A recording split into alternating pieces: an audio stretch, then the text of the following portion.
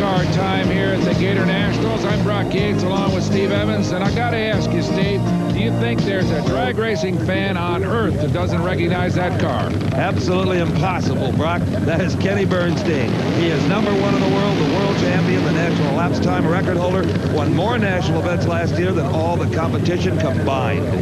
Well, right now, he's up against a man who has never won a major NHRA drag race. That is John Force, one of the hardest workers, one of the most devoted competitors in this particular kind of competition, and has had victory elude him repeatedly.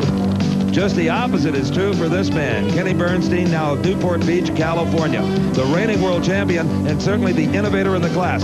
John Force has been runner-up 6 times at national events, including the Winter Nationals, where he was defeated by Tim Gross. And ironically, the two met earlier today in round #1. Tim Gross's new car over in the far lane, not the car he won the Winter Nationals with. John Force was in the near lane. Now take a good look at Tim Gross's car. Do you see anything unusual about it? Well, I'll tell you more about that in just a bit. But first, let's look at the race that happened earlier today. John Force in the near lane, Tim Gross. The car's so new, it is unpainted. He's got a brand new truck and trailer coming, going to join the big boys with the 18-wheelers. Good to see that young man rewarded with some success after all these years. And John Force could use a dose of that success as well. Away they go, and it was John Force off the mark. He never looked back. John Force just dumped Tim Gross out of competition in round #1. Now, earlier I took a look at Gross's new car.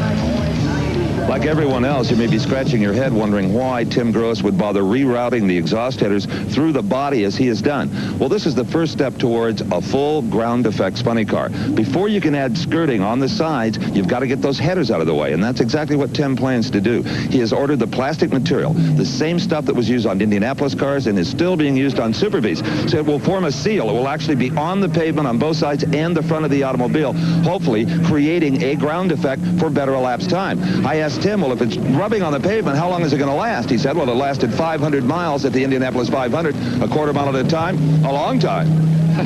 Well, unfortunately, Steve, he will not have a chance to wear tested anymore here at the Gatornationals. He's out for the day, and the man who put him out is now going to go against the reigning world champion. There you see John Force in the far lane.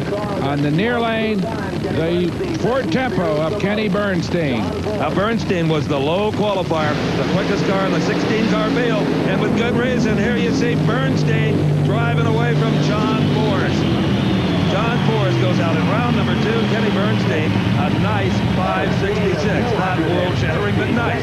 256 miles an hour. Force loses at 591. Reasonably typical run for Bernstein. Just string straight right down the middle of the strip. Very consistent. No tire smoke. No apparent damage to the automobile.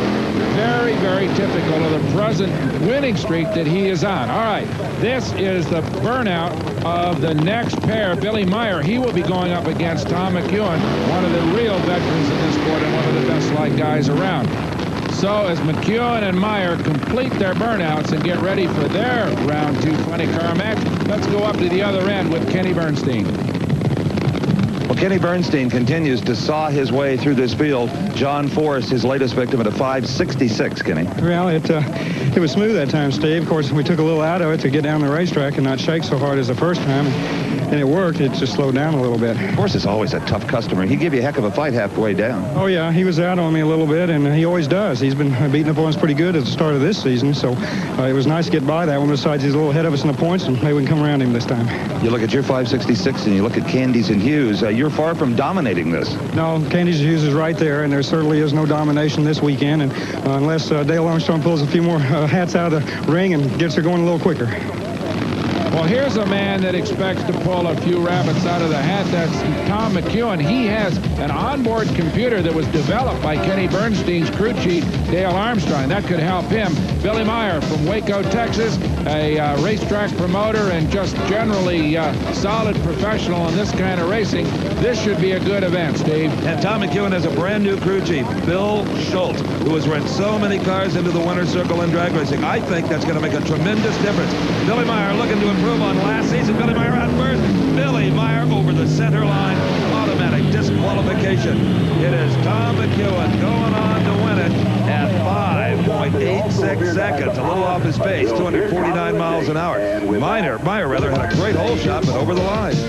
And what happened? Well, it's very likely that Billy Meyer experienced what you might call terminal tire shake. The car vibrated so badly that he just lost control and crossed that center line. Of course, according to NHRA rules, that's a bye. You can't do that and stay in competition. From that point on, it was an automatic victory for this man. Well, I don't think I'll have to tell Tom McEwen that Billy Meyer crossed the center line. Good thing I was in front of him. Could you see him? Out my mirror. No, yeah, he was coming right in my door, so, yeah. Clean and dry, another good elapsed time, very steady performance. Yeah, I think Schultz is trying to get a combination down a little different than he had with Pulte's car, where it would run low ET one run and smoke the tires the next, you know. And I think he's trying to get a consistent situation to get used to me being kind of an old guy. Trying to make up for that, you know. Well, speaking of Bill Schultz, one of the highest paid mechanics in this business, he doesn't even bother coming down in the car to pick you up. He's in the limousine down there with just the window cracked open with a drink in his hand, and if we run good, he comes back to the trailer. I'll tell him you said that. Okay, thank you. One of the real funny men in this business, Tom McEwen. And there is a man who wears literally two hats. Still in his driving suit, Big Daddy is wrenching his car, getting ready for the next round. We'll be back with more, the Gatornationals, following this.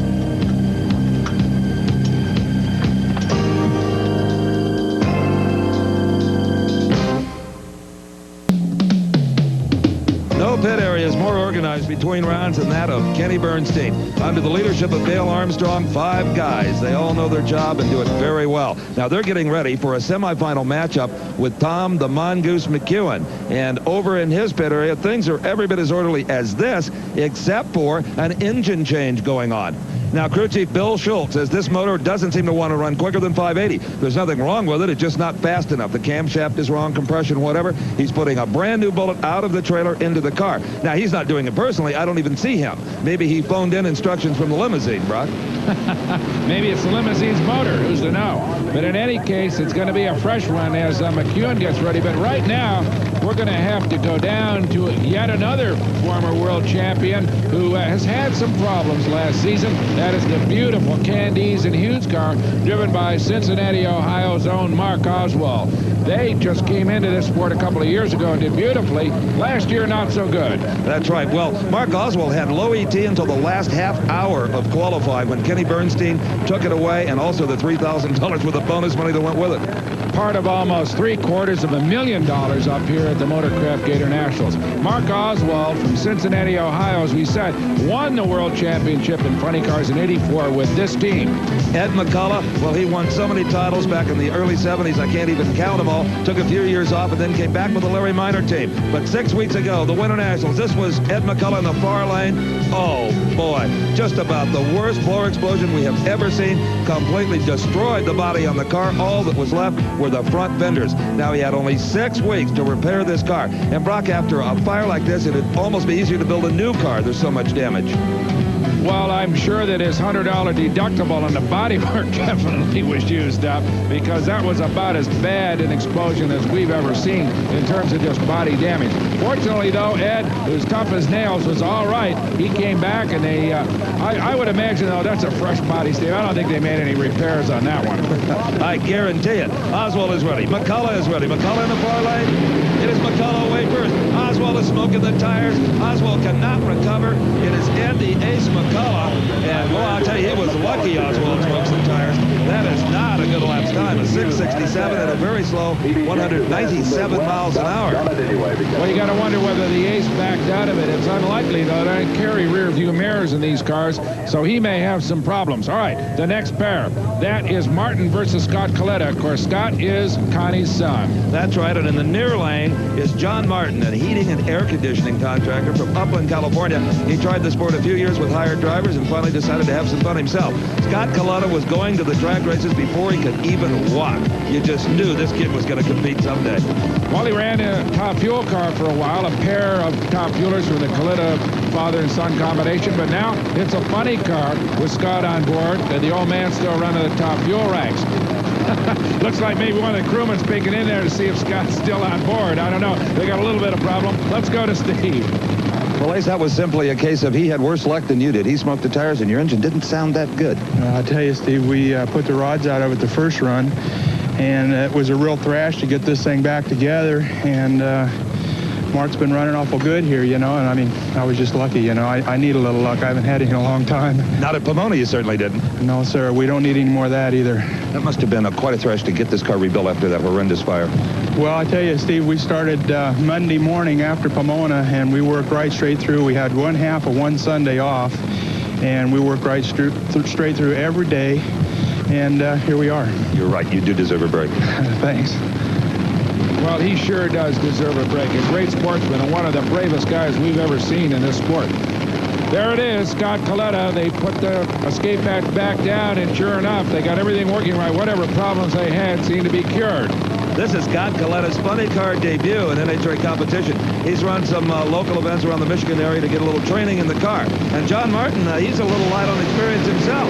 It is Martin from California smoking the tires. He's got a fire. Scott Coletta shut off. Coletta gets back on the throttle. Scott Coletta recovers to win. Coletta had given up, but he wins with a 7:35 at 202 miles an hour. That's one of your weirder races, isn't it? It looked as if everybody didn't want to win that. At first, Martin hesitated, and then Scott, being a polite young man, said, well, gee, if you're going to slow down, I will too. And then he finally said, oh, to heck with it, I'll get back in and win this thing. So Scott Coletta goes on to win, and unfortunately, John Martin will head back to California without a victory. But Scott heads on to the next round. A tenacious victory, young man. It just never hurts to get back on the throttle, does it? That's it. You know, we ain't got it straightened around yet, but they say luck is 90% of it, and so far I've had it. You probably heard John Martin kaboom that one. Yeah, and it was shaking the tires, and I almost crossed the center line. That's why I lifted, and then I saw him bang, and I said, take it. Will your dad get involved now that he's out? Yeah, he never wasn't involved. You kidding me? Well, maybe we'll see the old man riding down the track with Scott in the semifinals. He'll be going up against Ed McCullough. Remember, both these guys had pretty mediocre ETs and some problems on their runs. That'll be interesting. We'll see Tom McEwen go against the King, Kenny Bernstein, and Bernstein has the lane choice. Well, the packed grandstands here at Gainesville Raceway, folks are having a great time, and adding to their enjoyment, two-time funny car champion Frank Hawley is on the public address system, telling them what's going on.